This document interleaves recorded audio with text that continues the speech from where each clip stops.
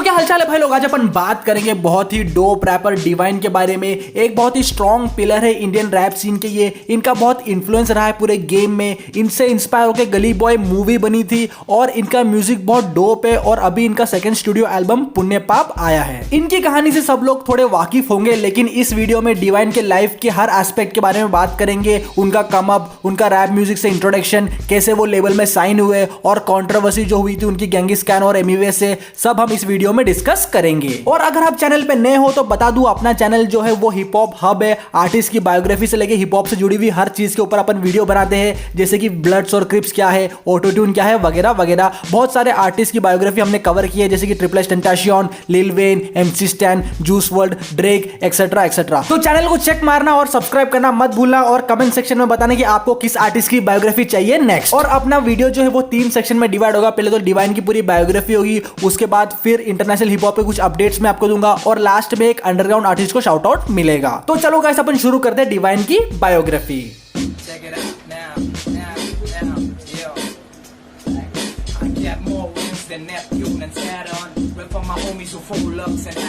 Divine, जिनका असली नाम है विवियन फर्नांडिस, इनका जन्म हुआ था 2 अक्टूबर 1990 को अंधेरी, महाराष्ट्र में। वो अपने डैड और अपने बड़े भाई के साथ रहते थे और उनकी मॉम 2003 में ही बाहर जॉब करने चली गई थी दोहा, कतर में। उनके डैड काफी अब्यूसिव और दारू वगैरह बहुत ज्यादा पीते थे।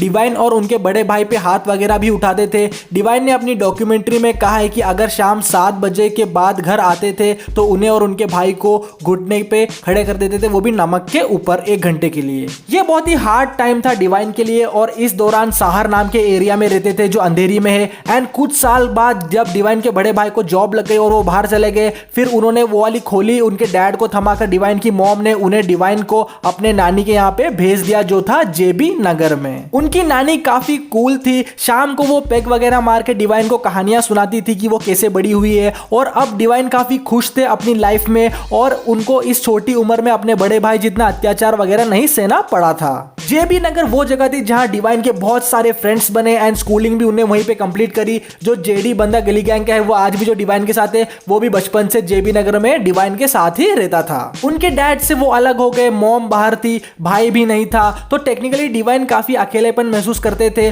और वो आसमान में उड़ती हर फ्लाइट को देखकर सोचते थे कि इसमें मेरी मॉम आएगी। फिर डिवाइन की लाइफ में एक ट्विस्ट आया। उनके एक फ्रेंड के टी शर्ट पे 50 सेंट का फोटो उन्होंने देखा एंड डिवाइन ने पूछा कि ये कौन है, तो उनके वो फ्रेंड ने बताया कि ये 50 सेंट है एंड उनको हिप हॉप से इंट्रोड्यूस करवाया पहली बार। और तुम्हारे भाई ने पूरी रिसर्च करी है, आगे मैं बताऊंगा कि वो फ्रेंड कौन था और आगे चल के इनके बीच में कुछ इशू भी हुआ था। वही फ्रेंड ने डिवाइन को एक रैप सॉन्ग वाला सीडी दिया जिसमें बहुत सारे आर्टिस्ट के गाने थे, जैसे कि एमिनेम, टूपाक, बिगल। और डिवाइन घर जाके वो सीडी रिपीट पे सुनते थे और बहुत ही जल्द एमिनेम, टूपाक, बिगी और वगैरह की अपन बायोग्राफी भी कवर करेंगे अपने चैनल पे। तो मेरा भाई चैनल को सब्सक्राइब करना मत भूलना। डिवाइन वो सीडी में जो भी रैप सॉन्ग्स थे सबसे एडिक्टेड हो गए थे और वो फिर अपने फ्रेंड के घर पे जाते थे और इंटरनेट पे लिरिक्स वगैरह देख के याद करते थे। फिर धीरे धीरे डिवाइन को हिप हॉप की समझ आने लग गई थी कि रैप क्या है और ये कहां से आया है वगैरह वगैरह। देन डिवाइन ने यही रैप सॉन्ग के पैशन को लेके उन्होंने ठान लिया कि मुझे भी अब रैप करना है।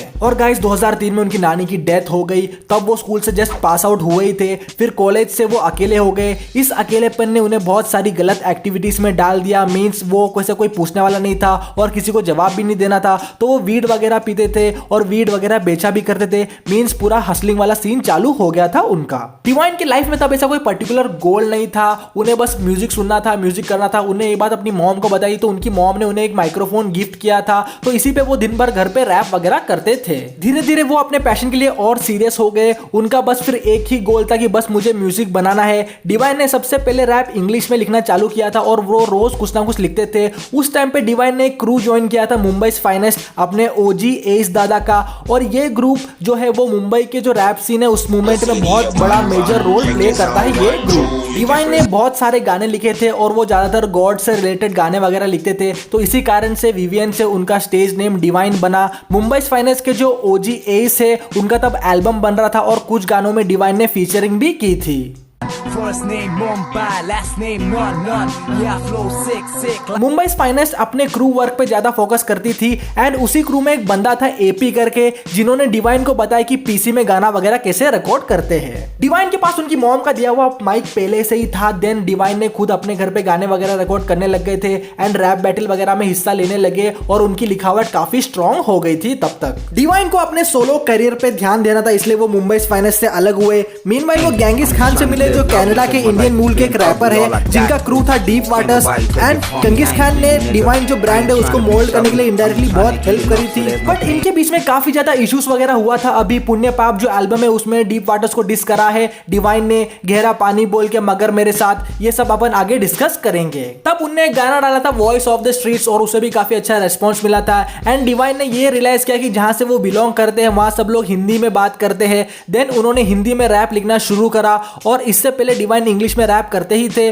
उन्होंने पहला हिंदी गाना लिखा था जिसका नाम था ये मेरा बॉम्बे और उसका फर्स्ट वर्ड जो एंड सेस बहुत जाने माने प्रोड्यूसर है आज के टाइम पे। इंडियन हिप हॉप एवोल्यूशन में सेस ने बहुत बड़ा इम्पैक्ट था, तो वहां से उनने अप्रोच करा डिवाइन को कि ये गाना सोनी म्यूजिक के अंडर में आने दो। और डिवाइन ने मिलकर एक गाना निकाला जिसका नाम था जंगल राजा, जो न्यूक्लिया के एल्बम बेस रानी का लीड सिंगल था और ये गाना भी सुपर हिट था। और देखते देखते डिवाइन हर जगह थे, शोज, मैगजीन और हर जगह उनका नाम काफी अच्छा चल रहा था। एंड फाइनली जब डिवाइन का सीन पूरा सेट हो गया तो डिवाइन ने सबसे पहला ये काम किया कि उनकी मॉम का जॉब छुड़वा के वो वापस इंडिया अपने घर लेके आए उन्हें। 2017 के एंडिंग में डिवाइन सोनी म्यूजिक से अलग हुए, खास उनको अपना म्यूजिक ऑन करना था। डिवाइन ने नेटफ्लिक्स के साथ काम किया, रेडबुल के साथ और पुमा वगैरह के साथ भी कोलैबोरेशन किया था। 2019 में उन्होंने खुद का लेबल स्टार्ट किया जिसका नाम था गली गैंग एंटरटेनमेंट, ताकि उनके पास जो प्लेटफॉर्म है उससे और भी आर्टिस्ट को वो सपोर्ट कर सके। सीन इतना बड़ा हो गया कि डिवाइन, नेजी और पूरे बॉम्बे रैप सीन से इंस्पायर होकर एक पूरी मूवी बन गई जिसका नाम था गली बॉय। गली बॉय के बाद वो लोग भी रैप समझने लग गए जो आज तक जिन्हें पता नहीं था कि रैप क्या होता है। बोले तो अगर इंडियन हिप हॉप हिस्ट्री लिखी जाए तो हम डिवाइन का नाम उसमें इग्नोर नहीं कर सकते। डिवाइन के 2 एल्बम बैक टू बैक आए थे 2 साल में, 2019 में कोहिनूर एंड सितंबर 2020 में पुण्य पाप। कुछ फैक्ट्स मैं बता दूं कि जो गली गैंग एंटरटेनमेंट है वो सब साइन है मैस अपील लेबल, जो नास का रिकॉर्डिंग लेबल है उससे साइन है और काफी अच्छा डील साइन हुआ है इनका। अब बात कर लेते हैं अपन कंट्रोवर्सीज की। सबसे पहले डिवाइन को डिस किया था ईपीआर ने, जो एमटीवी हसल में आए थे और डिवाइन ने तब इस डिस का कोई रेस्पॉन्स नहीं दिया था। देन हुआ था एमिवे से, एमिवे ने समझ में आया क्या ट्रैक में सीधा शॉट दिया था डिवाइन को 2018 में और 2018 में जो डिस हुआ उसका रिप्लाई डिवाइन ने लॉकडाउन के टाइम में दिया था अप्रैल को, वो भी 2020 में। एक नहीं 2 ट्रैक बैक टू बैक, चाबी वाला बंदर और सच बोल पट्टा करके निकाला था इनने, जिसका रिप्लाई बंटाई ने दिया था गली का कुत्ता नाम के सॉन्ग से। सबको लगा था कि बहुत तबाही होने वाली है, लेकिन दोनों ने फोन पे बात करके पूरा प्रॉब्लम सॉल्व कर लिया और दोनों साथ में इंस्टा पे लाइव भी आए थे।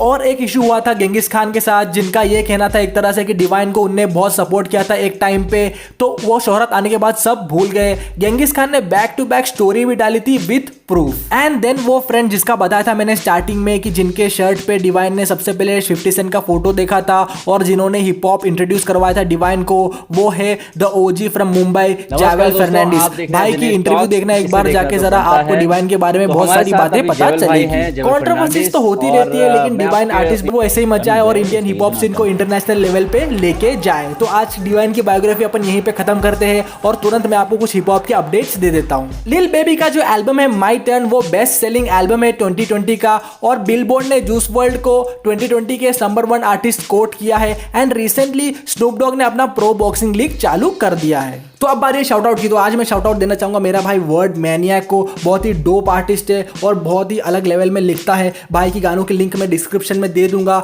मेरे साथ ही करे भाई ने 2 गाने, तो चेकआउट मारना जरूर। जाते जाते चैनल को सब्सक्राइब करना मत भूलना और मुझसे इंस्टाग्राम पे जुड़ना जरूर। तो चलिए अब ये पहचान जब छीन हीन टुकड़े टुकड़े हो रहा था देश, तब देश बचाने को उठाई हमने कमान।